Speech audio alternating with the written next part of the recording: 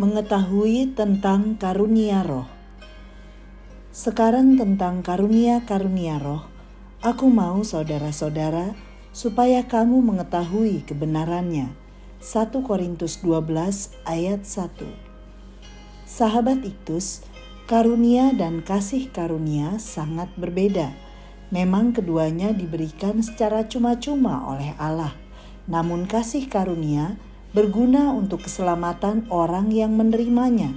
Tetapi karunia dianugerahkan demi kepentingan atau untuk keselamatan orang lain. Jadi setelah seorang menerima kasih karunia yang menyelamatkannya, maka ia diberi karunia untuk melayani dengan tujuan agar orang lain diselamatkan. Karunia adalah perlengkapan yang diberikan Tuhan bagi jemaatnya agar dapat melayani orang lain bagi kemuliaan Tuhan. Ingatlah bahwa karunia bukan sebagai tanda kedewasaan rohani. Jemaat di Korintus kaya dengan karunia, tetapi dalam pelaksanaannya terdapat kekacauan yang memalukan.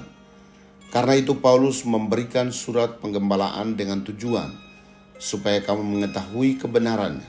Ayat 1. Mari kita memperhatikan beberapa hal tentang karunia roh. 1. Sumber karunia roh, ayat 1-6. Paulus mengingatkan jemaat di Korintus tentang keadaan mereka sebelum dipulihkan, ayat 2. Bertujuan agar mereka menyadari bahwa roh Allah tidak tinggal di dalam para penyembah berhala, ayat 3a.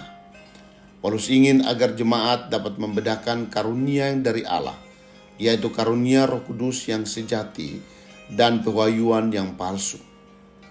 Segala sesuatu dari Allah akan memuliakan Allah dan tandanya mengaku Yesus adalah Tuhan.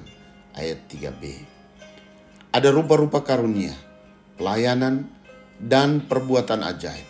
Tetapi semua berasal dari satu Allah, satu Tuhan, satu Roh, yaitu Bapa, Anak, dan Roh Kudus. 2. Jenis karunia roh, ayat 8-11. Setiap orang yang telah menerima Yesus sebagai Tuhan dan Juru Selamat, setidaknya memiliki satu karunia.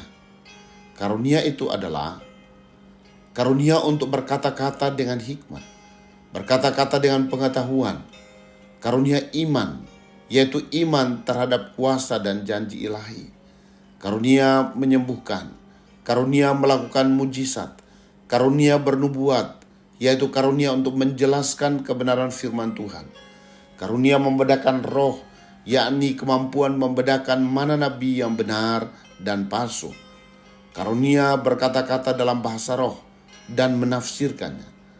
Sebagai catatan, bahwa bahasa roh bukanlah tanda orang percaya, melainkan salah satu karunia untuk membangun jemaat.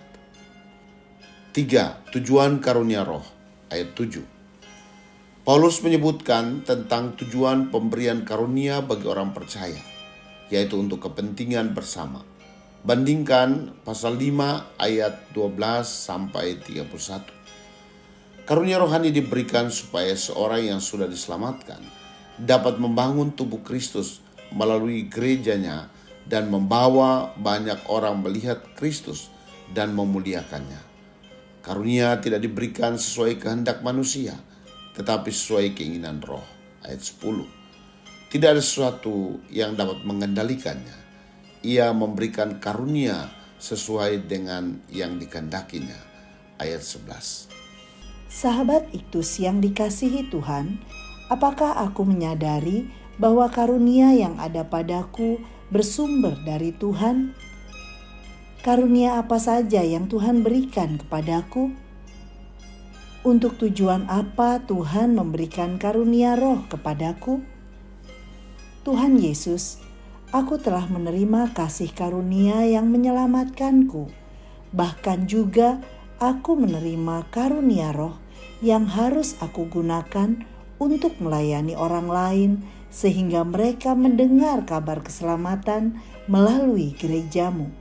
Ya Yesus, betapa dahsyatnya kekuatan gereja jika setiap anggotanya tidak saling iri dan menjatuhkan, melainkan menyatukan karunia rohani, sehingga jemaatmu terbangun dan menjadi kesaksian bagi orang yang belum percaya. Amin. Setiap orang percaya diberi karunia untuk melayani di gerejanya.